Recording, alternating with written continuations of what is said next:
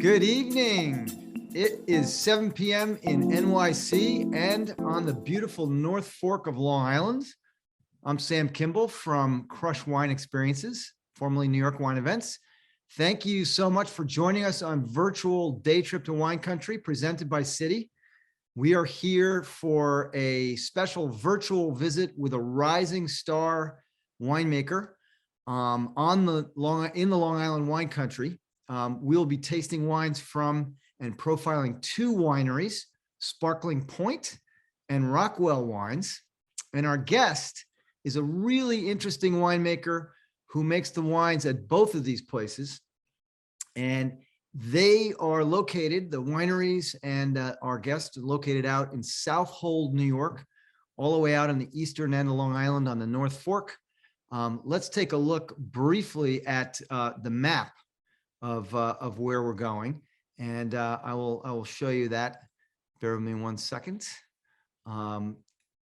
We are headed to. Let me see here. My map is not showing. Sorry about that. Basically, we're going out to the North Fork, all the way out, almost to Orient Point, which is at the tip of Long Island there. You'll see here in my background a little red map pin in South Hold, New York, which is only about 8 or 9 miles from Orient Point, which is the last part of the landmass there before you have to cross the Long Island Sound to get to New London, Connecticut. And of course, that's the North Fork. You can see below that the South Fork, which has the Hamptons and other notable places that we've all heard of. A beautiful part of the country and an amazing wine region. So Long Island wine country, it's cool climate. It's a maritime climate surrounded by ocean. Long Island extends east from New York City over 100 miles, ending in the towns of Greenport on the north side, on the North Fork, and Montauk on the south side, the South Fork. The easternmost point in the state of New York is Montauk Point. At the island's tip, the land splits into those two forks, the North Fork and the South Fork, and abuts the Long Island Sound on the northern side and the Atlantic Ocean on the southern side. And as such, Long Island boasts 3 distinct American viticultural areas, or AVAs, 2 of which were established in the 1980s. And it's basically the Long Island AVA has both Nassau and Suffolk counties, all of the wine American viticultural areas, and within that Long Island AVA, there's the 2 smaller AVAs. The Hamptons Long Island AVA is located on the South Fork, all the way in Suffolk County, of course, and includes the beaches and the shorelines and the islands and the mainland areas in the townships of Southampton and East Hampton. And the North Fork AVA, also only in Suffolk County, exclusively to the west. The boundary is a 6-mile-long line separating Riverhead from Brookhaven, and the North Fork Long Island AVA also includes Shelter Island and Robbins Island, which is a small island in the Peconic Bay. And it's about 158 square miles and roughly 65,000 acres. So to summarize, Long Island wine country, cool weather, cool wine growing climate. It's a beneficiary of maritime climate and ocean breezes. It's home to 57 wineries all told.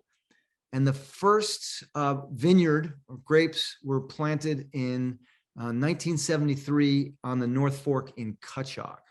So just a quick backgrounder on where we're going. Welcome everybody, welcome all. Please ask me any questions along the way, make any comments in the chat. You can ask questions and make comments and address them to our guest as well. We will answer those as best we can during the session as we go. And also, if you would right now, I see a couple people already have, hit the chat and let us know where you are tuning in from. I want to say hello to Steve from Sonoma County, California. And also Mark from West Orange, New Jersey. Welcome back, guys. Oh, Natalie, Lincoln, Nebraska. Amazing. The heart of the country, the breadbasket. Great to see everybody. Thank you guys for tuning in. Other people, if you would hit the chat, let us know where you're coming from as well. So we're here for a double header with a rising star winemaker who was born and raised in Long Island. His name is Andrew Rockwell. Very, very interesting guy. He's the founder of Rockwell Wines and the winemaker at Sparkling Pointe, the sparkling winemaker, which is very well known and award-winning on the North Fork of Long Island. I also want to say hello to a couple of other people. Ann Arbor, Michigan. Brian, welcome. Stephanie, North Carolina. Awesome. Alicia, Southern California. Wow, we have a very geographically diverse group. Shenandoah Valley. Wow. Granville, Ohio. I love it, guys. It's great to see everybody. Thank you for tuning in. So in terms of Andrew, his story is interesting because he came into the wine business, and you'll hear more about this, with a technical science background. And he discovered that the best way to get into the wine industry was to found his own boutique winery. And he actually founded Rockwell Wines and then kind of got the jobs that he's had in the wine industry.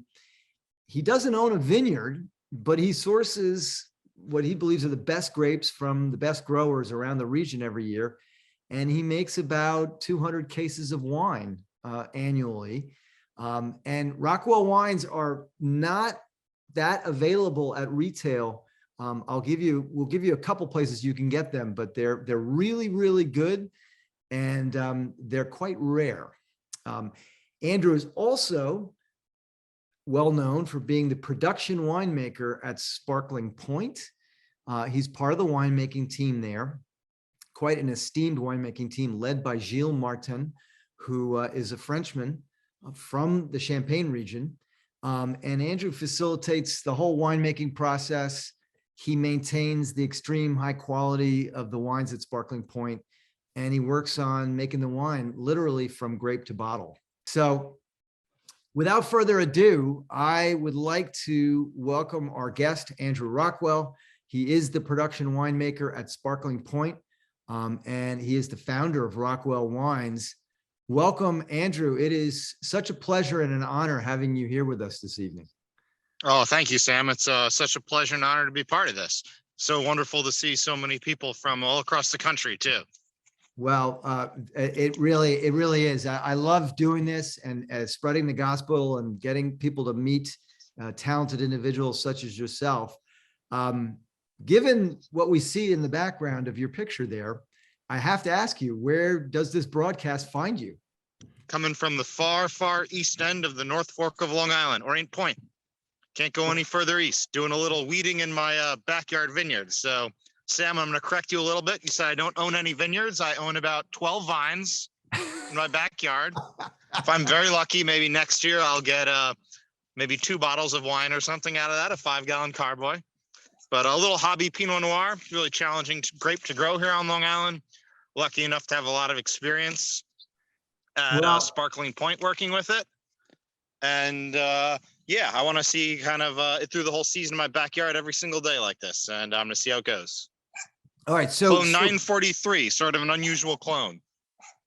I have to ask you, what is the size, approximately how big is your backyard? I have not very big. I only have about half an acre back here. I love it. And you can grow Pinot Noir grapes. And have you made wine from the grapes right there from the backyard? Unfortunately, not yet. They're too young. I'll give you another quick snap there. They're only really the first year coming off. If you can kind of see, I'll flip us here. This is the graft junction right there. So below that is the rootstock. Above that is the actual 943 Pinot Noir. And you're seeing like the first leaves kind of come at it this year. All that growth up here, that's going to be a cane next year that fruit can come off of. So until this grows bigger into more something like this, which will eventually be the trunk on this one, you won't get any fruit. So this growth this year will give us fruit next year. Every place where there's a leaf, that can potentially be where a bud will grow next year. So nope, just gonna have to take care of them real good this year and hope for a little bit of fruit next year. Usually the third year is when you tend to start getting some fruit, 3 years in. And why are the stalks or this, the roots growing or surrounded by rocks, each one? Oh yeah, I just did like a nice little experiment in my backyard here. I have a lot of rocks out here in Orient. So as I move through my property and do some tilling, I just keep putting them in the vineyard like you kind of see in some classic places in the wine world. I don't really plan to do any herbicides or trying to keep it kind of as low key as possible since I can do it all by hand. So I just piled rocks to try to prevent the weeds from growing so I don't have to mow it. And also to provide a little bit more heat. So they kind of will reflect and retain some heat a little bit from the day and the hot days and kind of keep it warm through the evening, which hopefully will help accelerate the growth of the vine a little bit and maybe accelerate the ripening, because this is the coolest part of Long Island, probably, at least certainly the North Fork. So it's going to be a challenge maybe to ripen these grapes. But what's great about Long Island is since we have those maritime influences, we get a very long season. So we don't get really hit by frost very much in the beginning and certainly at the end. So we can go a really long time. So I'm gonna let it ride and see what happens. That's great. Well, you're growing the heartbreak grape, right? I mean, Pinot Noir is the hardest grape to grow in an eastern and cool climate like this. Yeah, absolutely. And if all else fails out here, I'll do what we do at Sparkling Point, which seems to be the best way to go. Make sparkling, which the real thing that works for us there is since we're able to pick it a little bit earlier for sparkling to retain that acidity, to keep the sugars down so you don't get too much alcohol, to prevent too much color from getting into the skins, to keep very nice intact grapes for a whole cluster pressing. We don't have to go as far in the season. The grapes don't get as soft.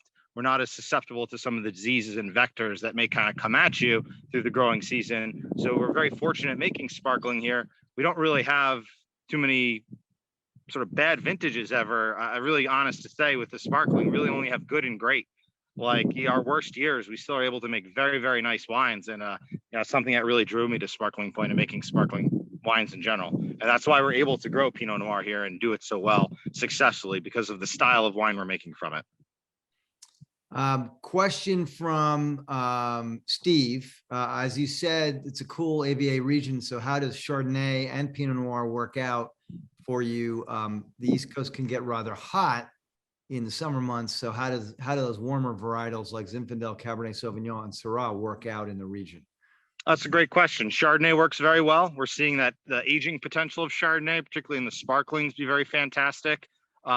Particularly some of the Dijon clones that we have planted, 95, 96, things like that. You have a lot of really nice ripe apple pear kind of characteristics. We'll see that come through more in the Brut that we'll taste second. That Topaz that we're tasting right now here, that's a little bit more Pinot driven. At Sparkling Point, we also grow Pinot Meunier, which is very closely related to Pinot Noir, and many, many clones of Pinot Noir as well. So when we get certain years that are of different climates, having the different clones helps moderate some of that risk. Some years, some clones are better, some years not as good. Asking about things like Zinfandel, unfortunately, we don't have the growing degree days here. So that's that combination of sunlight days and heat to fully ripen Zinfandel. Don't quote me 100% on this, but I'm pretty sure they did try some Zinfandel early on in the research vineyard in Riverhead, the Cornell Agricultural Extension. I'm pretty sure Zinfandel is also very susceptible to winter kill. So we don't get too cold here. So things like Pinot Noir, they're not going to die, but we can get as cold as 10 degrees Fahrenheit. And if we get as low as 5, I think Zinfandel, my understanding is really can't handle that. So no one's really had any success with Zinfandel out here. What was there another grape that was asked as well? Syrah. Syrah, we do have some Syrah out here. Syrah is planted in kind of warm climates and sort of cooler climates. Some of the producers that we're not growing any at Sparkling Point, but some producers are finding success with it. A lot of people seem to like it as a blending grape, adding like to the Bordeaux blends that people are doing, another extra little characteristic. And then some of maybe the warmer, drier years, you might see some varietal wines or some producers have gone full in, but it's certainly one of the lesser varietals planted. Red wise are mostly Merlot, Cabernet Franc, and then Cab Sauvignon, and a few little smatterings of things here or there like Malbec, Petit Verdot, Syrah, whatnot. And at Sparkling Point, you mostly work to make the sparkling wines there. You mostly work with Pinot Noir and Chardonnay. Yeah. Yeah, Pinot Noir, Chardonnay, Pinot Meunier. Those are the only grapes that go into our flagship wines. And then we make a few other little wines here or there under our Carnival line. And those might receive a little bit of Merlot or Gewürztraminer or Muscat, things like that. They'd be a little bit less traditional. But all the wines we're tasting today are all Pinot Noir, Pinot Meunier, Chardonnay. That's the only three grapes. The traditional champagne style is really what we're aiming for here. Yeah. I'm gonna move inside, I think. Yeah, absolutely. Getting a little dark out. No, it's great out there. So you have a degree in biomedical engineering. How did you get into the winemaking profession? Yeah, I think, the first thing that ever struck me, I went to do an internship in Europe in college. And when I got back, there was another guy who had the same internship. We all said what we had to do. I worked in a lab near Berlin, and he said he went to Spain to work in a winery. I was like, wait, you can do that? I didn't even know that was an option. I never really thought about it.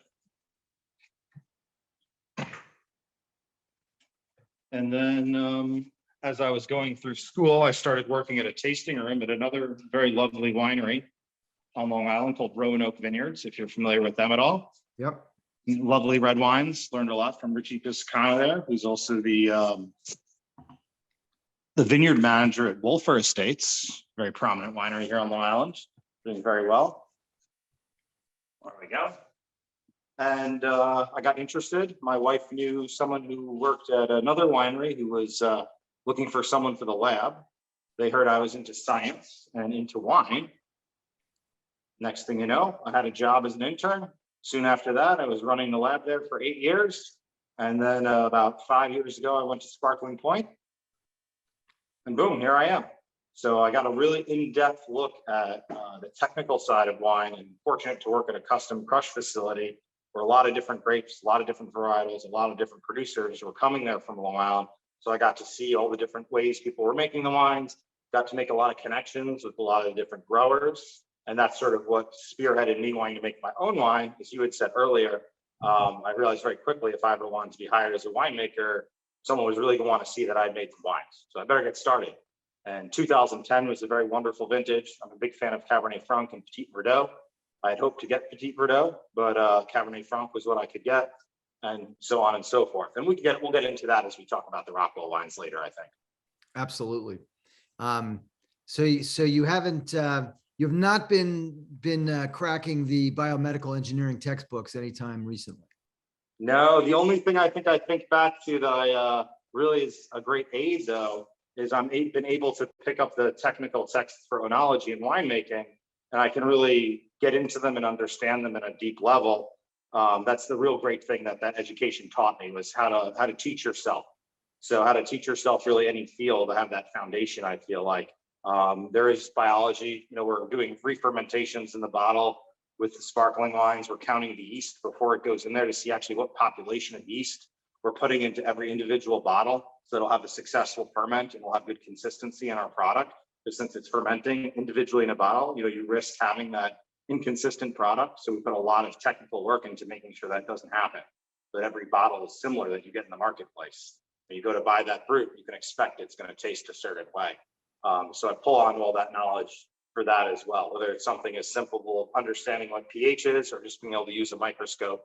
All that stuff does still have a lot of value, but yeah, not necessarily going through the old textbooks anymore. I don't know if anyone is from college. Well, yeah, exactly. I'm putting a note into the chat here about if anyone has had or tasted Sparkling Point wines, just to see. I have to say, I've been absolutely bowled over by how great the Sparkling Point wines are. They stand up to, any of the best sparkling wines in the US. And frankly, I think they stand up to some of the champagnes from France too. Just in terms of overall quality, the aromatics, the flavor profiles. Tell us a little bit about, making the wine at Sparkling Point. It's method champenoise, right? Yeah, method, or we'll also call it method traditional, whichever the Champenois prefer us to say. I'm good Yeah. either way. The quick answer of the method is we're making the wine similar to how you make a still white wine. So it's stainless steel fermented predominantly. We're picking the grapes a little bit differently. So they're a little bit less ripe in terms of sugar, and having more acid. We're making a very nice, clean wine. We're not adding very much sulfur to it all. We're keeping it in a very fragile state so it can then re-ferment again. So after it goes through a normal winemaking process, such as settling, filtering, things of this nature, we have many different base wines from, this part is very important, from very different vineyard plots, very different clones. You may have as many as 20 plus lots at the end of harvest, all of different Pinot Noirs, Chardonnays, Pinot Meuniers. This gives us the tools to be able to make our different blends. So every year the brut is not necessarily from the same vineyard sites and the same clones. That goes along with our Blanc de Noir, our Brut Seduction, which would be our highest end wine, the Topaz we're trying today. Every year gives us a little bit of a different flavor with all these. And the more tools we have in our toolbox, it's like a good chef having a good spice cabinet, a good set of ingredients in the fridge. It gives you more of the ability to be able to make this final product that you're seeking. So we're certainly making vintage wines predominantly. They are a reflection of the vintage. They are going to be different from year to year, but we're still trying to keep true to a style for each of the bottlings as well. So if we're at the Topaz we're having, for instance, I think one of the hallmarks of this wine is it's not as much time in the lease as some of our other wines intentionally. So it's only about 18 months. It's getting a lot of fruit. So this one's going to have a lot of cherry, strawberry notes on the nose. I think a lot of the things that people expect from a rosé. But what is a little bit different about this wine is we're having a lot of finesse as well. So you're still having a lot of elegance. You're having some of that minerality. It's a relatively dry wine. Usually about 6 grams per liter residual sugar. This particular wine is 47% Pinot Noir, 20% Pinot Meunier, and 33% Chardonnay. So it's predominantly Pinot Noir. So you're getting a lot of those ripe Pinot Noir characteristics, which really carry through in this wine. Give you just this nice, fruity, fresh, tasty wine that really sort of shows what we can do, I think, with Pinot Noir in our vineyard. But the Chardonnay still brings that balance, brings that finesse as well. And it gets its color from the Pinot Noir grapes. You keep the skins on very briefly? Actually, no, that's an interesting question. I'm glad you brought that up. I wasn't necessarily going to go there, but it's actually a very interesting point. It's very critical to not have the grapes be in contact with the skins when you're making sparkling. It brings a lot of flavors that are generally considered not positive for sparkling. You lose the finesse, you lose the freshness. The wine starts to become a bit heavy. So while that could be a method to color it, our preferred method to color it is actually to make a separate lot of red wine. And we make that wine very special so that it's a different type of extraction than you would make for a normal still wine. We make it to be light, to still be low in alcohol, to be very fruity, to be low in tannin. And then we'll take that lot and we'll add a small amount of that to the wine at blending so that all of the wine has not had contact with the skins, just a small percentage, maybe 2%, 5%, something like that. And we feel like that gives us much better results. You don't get this heavy character. You still get this like lightness. Whereas if we had all of the grapes on skins like that, you would get this sort of tougher wine. You can see here from this bottle image, it's a very, very light pink. It's not, it's very light. When you put it next to the Brut, it's definitely a different color, but it's not that much darker than the Brut. Yeah, and that's the name of that wine comes from a very specific gemstone. Our owners, Tom and Cynthia Rosicki, they're very fond of Brazil. It's one of their favorite places to go with. And there's a famous topaz from one of those areas in Brazil called the Topaz Imperial. It has this very particular color, and that's the aim of this color, to have this light colored rosé. That was always the goal, really. And if anyone who's seen that gemstone or looked at, they would see this similar hue to it, I think. You know what is a gem? The combination of this topaz, this sparkling rosé, with the 4-fat fowl cheese. Oh yeah, that's a good one. I love that pairing. Talk about a gem. That's a great. I love using a New York State cheese to pair with the New York State wine. You know, local goes with local, and they're doing such a great job up there with that cheese. And we even have that one in our tasting room as well. People love that one with this wine. Who's hit the chat and let us know if you're familiar with the four fat fowl. It's so creamy. It's so flavorful, that cheese. I really do enjoy it a lot. And any of these, the sparkling ones, Jean so says great to yes. choose, you know, so much acidity. Jean works at the winery, so Oh, hey, John, how's it going? we Nice to hear got a from you. yes out of him. I mean, On Sunday. it's so good with this wine. It really is a terrific combination. All right, let's talk about the Brut. What was the goal? What was the aspiration or the vision for what this wine should be? Like, what were you shooting for? Yeah, so we're very fortunate, as you mentioned. Gilles Martin is our head winemaker. You know, he really came to Long Island with a vision for making sparkling from his experience in France and from working at Roeder in the Anderson Valley in California. And I think the vision for the Brut was always to have a wine with a little bit more power. So with the Topaz, you're having this freshness. You're having more of this lifting wine. With the Brut, you know, we're looking for a little more heft to it. The 2017 we're trying now was one of my favorite vintages. This one is more typically closer to 50% Pinot Noir, 50% Chardonnay. I mean, this one's 54% Chardonnay, 38% Pinot Noir, and 13% Pinot Meunier. We're seeing more time on the lease with this one. We're seeing maybe even this, you won't taste it, but the slightest bit of impact from some older oak barrels that a very small portion of wine will sit in. On the nose, you're getting a lot more of the brioche toasty characters. One might associate more with like a more classic champagne style, where we're not really having those toasty notes on the fruitier Topaz. So the Brut, to bring that toast, that nice balance of the floral apple character of the Chardonnay with the heft, the power, the fruit of the Pinot Noir, hopefully working in concert together to make this elegant wine that's very balanced, but still leaves you with good concentration and power at the end, where you could really pair it with like something bigger. So a wine that really lingers with you and gives you that nice sort of classic aroma.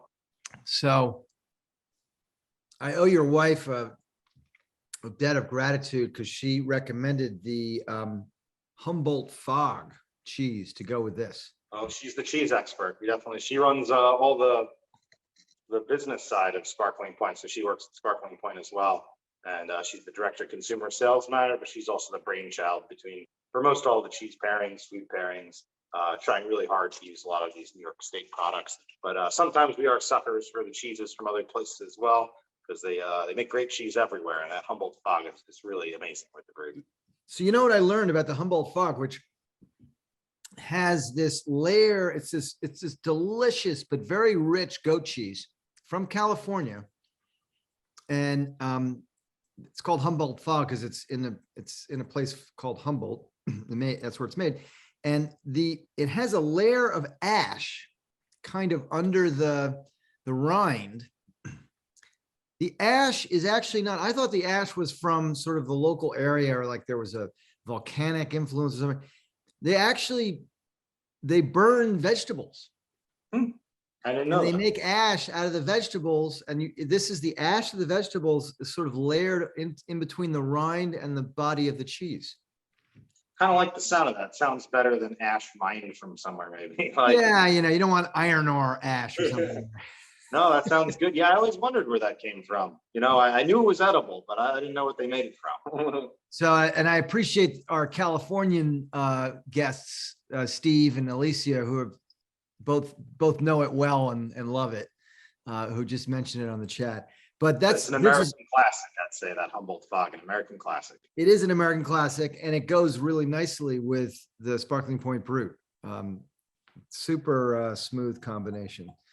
What are the price points? What is the Topaz retail for approximately? I know it varies from store to store, and Yeah, you'll see a variation maybe in the retail space there. If you go to Sparkling Pointe's website, you'll see all the current retail prices. You're always getting yourself into trouble asking the winemaker what anything at the winery costs. True. To be quite frank. true. But I can certainly look it up for us right now. No, I While we're will talking. look it up for us right now in case anybody's curious. And again, the website is Sparkling Point with an E on the end of point.com. But the wines, hold on one second. You're looking that up, Sam, for us? Yeah, I'm Oh, checking it yeah, out we'll do a right better now. job with your computer than my phone here. Let's see. Bear with me a moment. I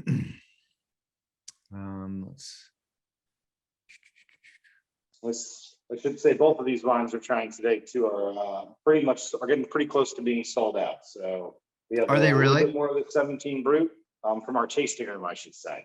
Right now, the Topaz we're trying, that would be an exclusive from your shop, actually. It's a bit of a library wine even. That one was so popular. I think we're currently in Sparkling Point. We've moved on to the next vintage. We're out of stock. So if you want that wine, they have to get it from you. Yeah, so the Topaz, the Brut Rosé is $38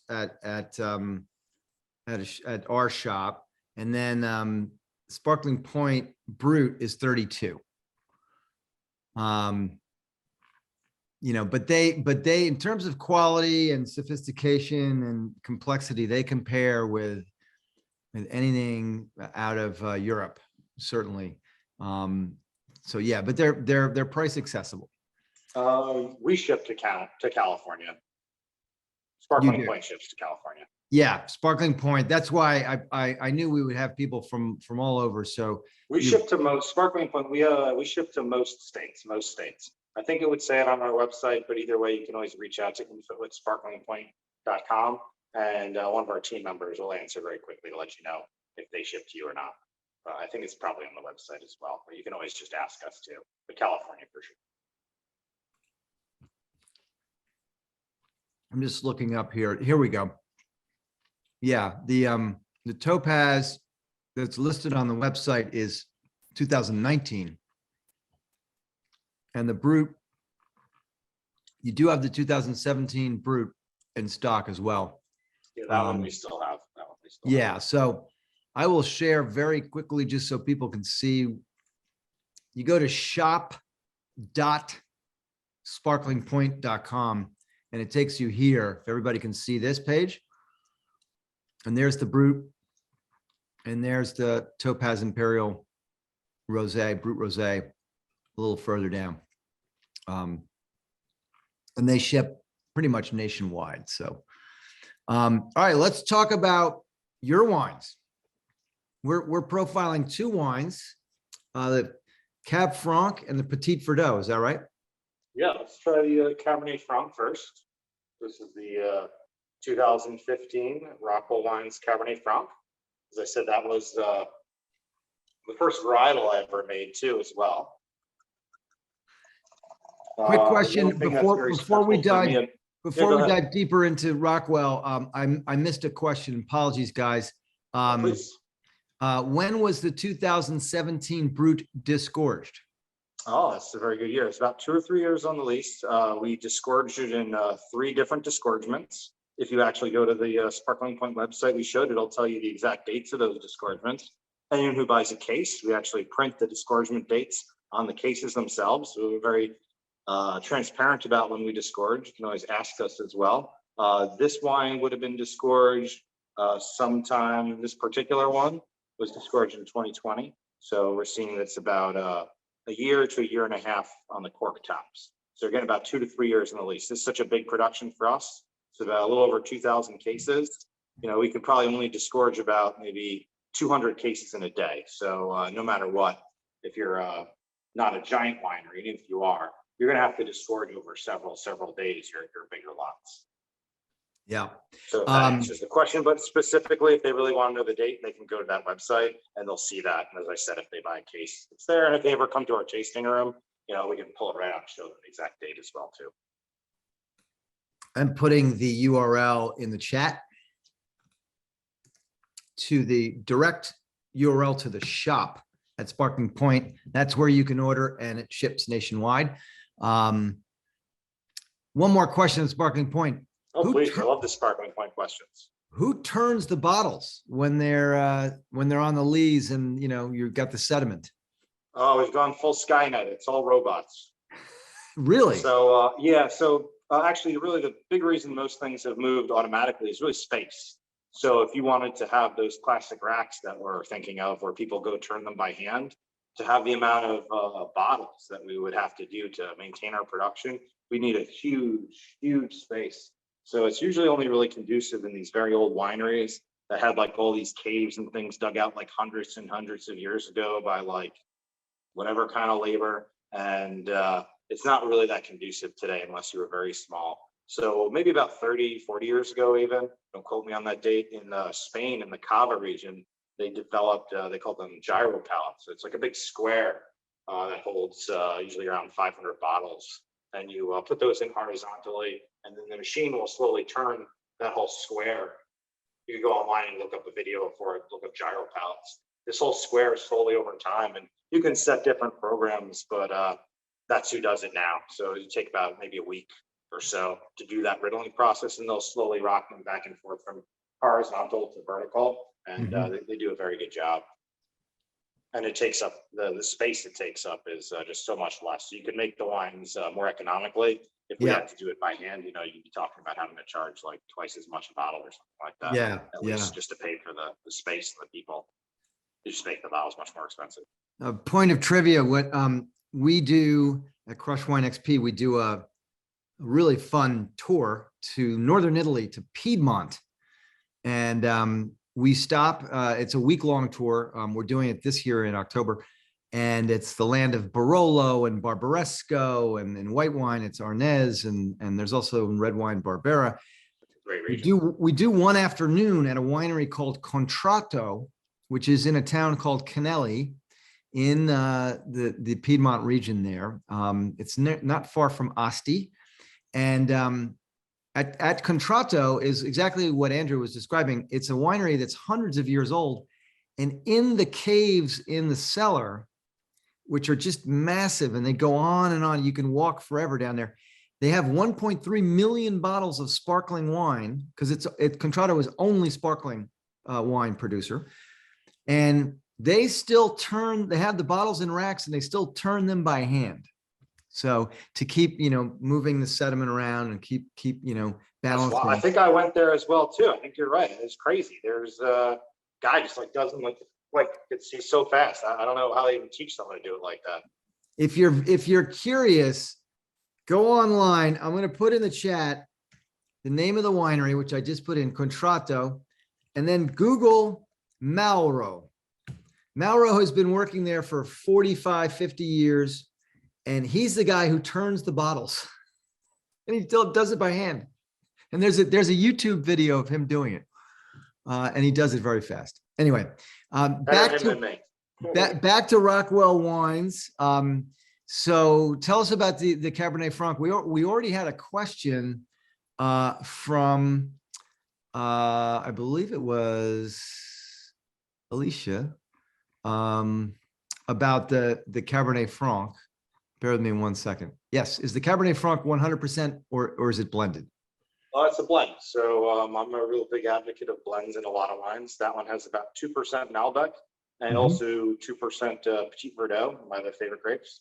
When I'm blending into Cabernet Franc, what I'm really trying to do is find something that'll fill in the mid palate a little bit, maybe give it a little bit of length, but still maintain that Cabernet Franc character. If you blend too much and you start to lose some of those essential varietal characters of red Cabernet Franc, which to me is like raspberry and blueberry.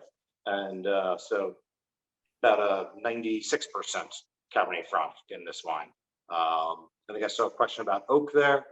Primarily, it's been aged in puncheons, which are these double-sized barrels, 1 to 2 year old, for about 18 months. What I like about this, was special for me about this particular wine, this is the third Cabernet Franc I produced. I was finally able to get my hands on a very particular clone of Cabernet Franc that I really very much like, that I had seen on Long Island. You grow it in other places. It's the clone 214. I really love some of the characteristics that this brings to the wine when it gets fully ripe, and particularly that blueberry character I was mentioning before. With this wine, you get a lot of really lovely ripe aromas. I think the Petit Verdot in there gives it this like slight violet floral lift. And one hallmark for me too is there's two sort of stylistic, I think, choices you can make when you're making Cabernet Franc. One is to go toward this, let's say, Loire, Chenin, sort of more vegetal style. We're getting more of these green bell pepper characteristics. And then there's a riper style, more characteristic of the right bank of Bordeaux. We're getting more of these blueberry riper characteristics and some nice tannins as well. And that's more what I'm trying to go for with the wines I'm making for Rockwell wines. That's more what I like, more mouth-filling.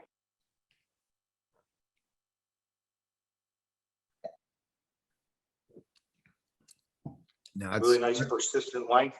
Yeah. Goal is to make age-worthy wines. A small producer.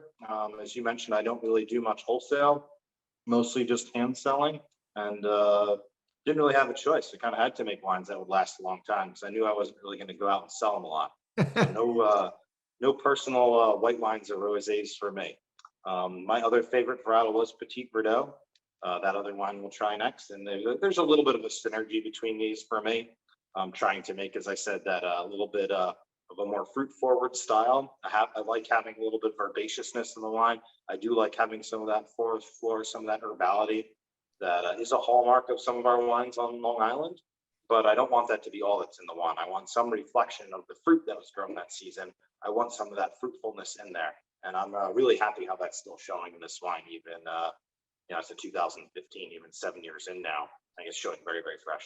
I tried to be very minimal with any action on the line. So once it did go down to barrel after malolactic fermentation, it just sat there, got topped, rarely got open, didn't get racked, sat in the corner of the winery, and just really didn't do anything with it. And eventually it got racked, got bottled, and unfined, unfiltered. I think that really helps maintain the freshness of the wine a great deal as well. Not over racking it, not moving it around too much. If somebody wants to buy these wines and they're in Nebraska or California or somewhere, how would they do that? They could try to reach out to me directly. If they can, I don't know if they can get them through you, Sam, through your shop, if you ship anywhere. They're gonna have a hard time. I'll be pretty frank. In other parts of the country, I'd suggest come visit the North Fork of Long Island and reach out to me, or have a friend who's coming out here. I'm so small, it doesn't really make sense to me to get the licensing to ship to every state. There's a little bit of an expense to do that. And in my size, like, it's just not something that I'm probably going to do anytime soon. I see what type of soil do we have there? Traditionally, we're referred to as sandy loam. That's the soil type of most of Long Island.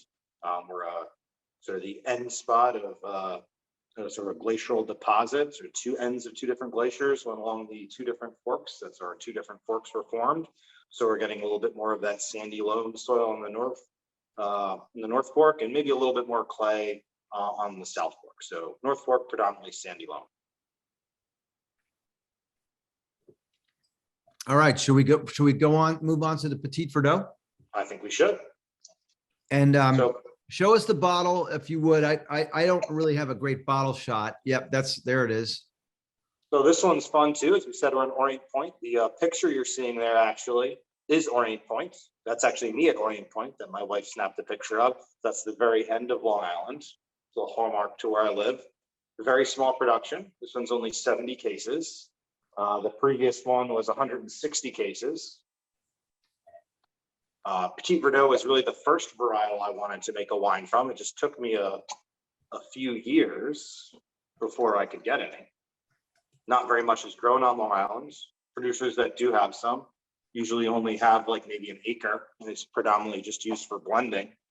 It was planted because it's a minor grape in Bordeaux. When people were planting, they were influenced by Bordeaux quite a bit on Long Island. We have very similar latitude. Merlot is doing very well. It was thought to try these other varietals. Petit Verdot didn't really seem like one that should work. It's considered a very late ripening grape, only really ripens in like the warmer years. So Long Island being cooler, kind of felt like it was never really going to make any sense. But there's something funny about Petit Verdot on Long Island. It does seem to work. It'll be maybe the middle of September. All the grapes are still green. They haven't verated. It seems like there's no chance this vineyard's ever going to make it. Like even the leaves might not even look great. And something magic happens. It verates.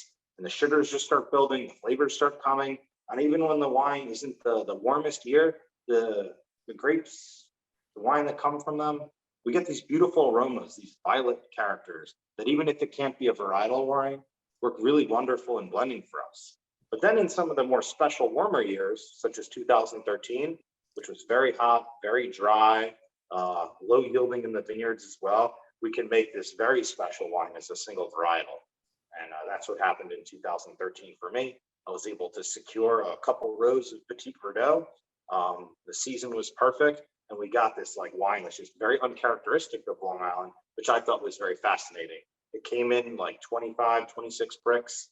The wine ended up at 15.1% alcohol. Yep. Which is just not something we see. It's not something I was setting out to make in the beginning, but it was, I'm just so happy to make like this just big, bold wine that, you'd be very just not characteristic. So maybe you might think it's not a Long Island wine, I think, even when you try it. So someone who wants to see something different, try a wine that they don't think Long Island can make, or normally likes bigger, heavy wines and thinks, well, Long Island can't do this. Well, some years we can, and in some varietals we can. A lot of tannin, a lot of aroma, a lot of acid. And those are the things I love about a wine: acid, aroma, tannin, structure. That's what Petit Verdot really brings. Was it very hot in 2013? It was. Yeah. And particularly after veraison, it was just super dry, no rain. The grapes just, there was very low yield out there. So we just got crazy concentration. Yeah. I mean, this wine is absolutely delicious, number one. Number two, it's reminiscent of a California red. It's got, I mean, the color itself, I mean, it's dark purple, almost black. And that's what they mostly traditionally would use it for, is for coloring the wines. Mm-hmm. And that was the initial reason I think people planted it here. But as the years went on, it's not just me, other winemakers too are seeing it as well. And I think you've seen some other Petit Verdots varietally come out from other producers here and those there as well. You taste the wine in the winery, you're just like, wow, this is just so good. Like, we got to find a way to maybe just bottle this somehow some years. It's just so delicious. No, it's really, really good. We do, if you're in New York State, this is one we carry. We carry both of the Sparkling Pointe selections that we profiled earlier at northforkcrush.com at the store. But we also carry this Petit Verdot as well. If you are in New York, in the New York metro area, it's a no-brainer. Our shipping is super inexpensive. It's $12 flat rate, whether you buy 2 bottles or 12. We carry this one, the Petit Verdot Rockwell wines, and it's really terrific. This is actually, Andrew, the first time I've had it tonight. Oh yeah? Yeah. I'm glad you like it. We don't have a lot of it at the store, and it's in relatively short, it's relatively rare as a selection. So it's not one that we just trivially open up and just be popping bottles of everything. Right. Exactly. Yeah, no, that's definitely one that I've had a lot of people share with other people who maybe have a different impression of what Long Island can do sometimes. This isn't a wine we'll make every year, of course, but I think, I think the best wine regions are usually judged by the best wines they can make in the best years. Yeah. And I think this showcases that. We love that varietal. It's odd. Also, it's a very loose cluster, which seems to help when we have a wetter year too. Keeps the grapes drier. Very small berries, so it's an odd grape, and everything says it shouldn't work out here, but as you're tasting in the glass, it seems to work just fine. What percentage of all the wines on the shelves of wine stores or, on wine lists at restaurants are Petit Verdots? Can we just go with 0%? I mean, it's like close to 0%. I don't know. I'm interested. I've never seen one on a glass pour ever. Well, I take that back, because I've had mine as a glass pour in a few places in Greenport. I think mine's been on Long Island. You might see it. Actually, here's maybe the only place you could come. If you came to Long Island, there's a few other producers that have one, and every once in a while, one might sneak out to one of the local restaurants as a glass pour. But that's something you really got to be out here in the season and kind of just catch and be lucky. Let's ask our guests, everybody watching, have you ever seen a bottle of Petit Verdot on the shelves at your local wine shop or on the wine list at a restaurant that you go to and you enjoy? I'm just curious. I myself have not seen it, except we have yours at my shop. I think maybe once I was in Walla Walla, Washington, I remembered, and I saw one from like, they had one at one place. Well, this is One place interesting. in Italy one time had one, like, Right. So one. So when we have one, so Bruce shared something which is very interesting. It's That's growing cool. as a single varietal in Virginia and very tasty. It is very tasty. oh yeah, that would be the other place I would certainly look to as well, Virginia. Yeah, he makes a great point. There's some really great ones down there. They have And some of the same Susan- climates we have and very lovely grapes. Susan sees it in Chicago. I mean, Susan, do you see a lot of it in Chicago? Just curious. It just occurred to me, like, I've never seen it, except for once or twice, in my I hear travel. Chicago, I've never been to Chicago, but I hear it has a great wine scene, so it doesn't surprise me if there was a place that would have it. Chicago's got a great wine scene. It's got a great culinary scene. Our Crush Wine XP, we're all about culinary, food, wine, culinary experiences. And Chicago, I mean, it holds a high standard for culinary in general. And then with that comes wine lists at the restaurants, etc. Yeah, they're the ones looking for the cool wines. Maybe find an esoteric one here or there. Yeah, I mean, Susan, it's because they don't look for it. People don't look for it, and a lot of shops don't carry it.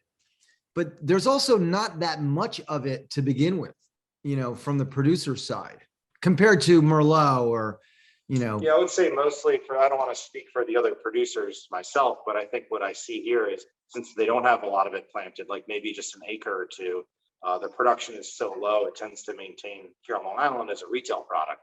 So it doesn't really find its way into the wholesale. The tasting rooms, they have a wine club that's very successful. They have a lot of very follow their wines. They get gobbled up by that wine club like right away.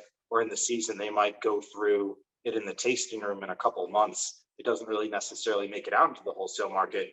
I said maybe with the exception of a few local restaurants out here that maybe snag a case of this, but yeah, you're more likely to have to get that directly from the winery, I would have to say, here on Long Island. Yeah, and as Natalie said, seen it in blends, but rarely, if at all, by itself. Because it traditionally, correct me if I'm wrong, Andrew, traditionally was a blending grape. Yeah, you'll see it in Bordeaux's, particularly in like the left bank more, couple percentages. I want to say the most famous one that has the most, I believe, is Chateau Palmer. I want to say, I think they go at a heavy 10%. Yeah. So, and that's like the one that has the most. So usually it's like 1 or 2%. It's meant for coloring. Supposedly it's a very old grape varietal. It used to be planted more. It kind of got pushed aside by Cabernet Sauvignon, which is a more recent grape varietal. So as Cabernet Sauvignon became more prominent in the left bank, it supplemented Petit Verdot and maybe some other varietals as well over time. Absolutely. Well, this one is delicious, and it's really distinctive and different. I mean, it's unlike any red wine from the Long Island wine country that I've ever had. And I mean that as a compliment. I mean, the red wines in Long Island wine country, there are some good ones, but it's harder to really grow because it's a cool climate. You don't get that longer ripening season. You don't get to get the fruit to really plump up and have more water and sugar. The red wines it's a little bit of a tougher putt on Long Island than I think it depends on the varietal. I think you'll see the Merlots year to year have the most success. Cabernet Franc as well. Petit Verdot, as I said, varietally, to try to make this single varietal wine every year is not going to happen. But as a blender, it works every year. I think one hallmark that I do see with a lot of the Long Island reds that I think is really good, and I see in my wines too, regardless if they're a very ripe wine or a less ripe wine, a more herbal wine, they're really very age worthy. Like even when I started in this industry and got to try wines from like the 80s and stuff that they didn't know as much about how to grow the grapes as well, maybe as much about how to make the wines. Even those wines, they're shockingly still holding up. And I say that in the context of also tasting like Bordeaux's, maybe not like Aubryon, but like, sort of still very well-known classified Bordeaux's of similar age and then being of similar characteristic, especially ones that were dominated by Cabernet Sauvignon. Some of those notes, those herbal notes, as the time goes on, they really show well in a wine. You're talking about here a 9-year-old wine and a 7-year-old wine that are showing well. And I think you even see that, believe it or not, in some of those cooler climate wines and some of those fresher wines. They do still maintain. So it's interesting to revisit them. If you have a friend who has one that's been kicking around in the cellar, or maybe even if you bought a bottle that you said, you know what, I don't know about that wine. I tried it. I'm not sure. It wasn't really my style. It was a little too herbal. If it's been hiding in the back of your cellar, go grab it after it's been aged and try it again. Like, I think you'd be very surprised about how well it's held up over time. It's very age-worthy reds here. No, I think that's right. Well, Andrew, this is absolutely a pleasure. It's so much fun visiting with you. I didn't ask you about this, ahead of time, but can we invite everybody who watched to come to the first vintage of your backyard vineyard? Absolutely. We'll have to share the one carboy we make. It'll be about 2 years from now. If all doesn't work out, we'll be having rosé instead of red wine. So I'll be okay. Hopefully we're not having jelly. But no, I look forward to it. It's a fun experiment to see if you really get in there and do it by hand. I look forward to seeing you all. I just think it's fascinating to see those vines back there, and I love the fact that you're going to make the wine. Are you going to run production right there at the house, or are you going to take the wines to the winery and make them there? I don't know. Is the TTB listening to this? Aren't you allowed? I'm lucky. I do actually have a wine license. So for that, it's so small. You can technically make a barrel of wine at home. Anyone who's wondering. Yeah. And that's legal. So no, I'll make that at home. It's such a small amount. I'll probably just do something like, just destem it by hand, or even just do like a whole cluster ferment. I'll just do like some little experiments with it. That'll be a fun little experimental thing just to mess around with. All right. Well, just play with and just make something fun for home. For those of you who joined us, mark your calendar for May 18th, 2024. We'll be back with Andrew, and we'll check in and see, that'll be the year, right? I mean, that year you'll harvest the grapes. That'll be the fall. We'll have to wait till the fall. We'll have to wait till the fall. Spring and make sure we actually had bud break and I still have some fruit set. And then they can come again in the fall, and then we can actually try some juice or something. Perfect. I love it. 25 for the wine. Right. We won't even taste it until what? April or May of 25. Yeah, you got to give a little time to rest in the cellar and ferment. Excellent. Oh, John has it on his calendar. He's Look forward to seeing him. So get ready, Andrew. I'll be here. I'm not going anywhere. Well, thank you so much again. It's been great hanging out with you. Maybe we'll do another one where we do it from the production area of. Yeah, that would be fun. We could see maybe the disgorging line, or we could see the winery. Get a little bit more action over there at Sparkling Pointe. Maybe we do it during harvest time when we got some grapes coming in the crush pad. That's always a fun time. Yeah, I love it. We'll tee something up for later this year. Yeah, I like the sound of that. Let's do that. Excellent. Well, thank you for doing this. Thank you, everybody, for tuning in. It's great to see everybody from around the country. And join us in golly, is it 3 weeks, 2 weeks, or 3 weeks? What is June 8th? Is it 2 weeks from now? No, it's like 3 weeks from now.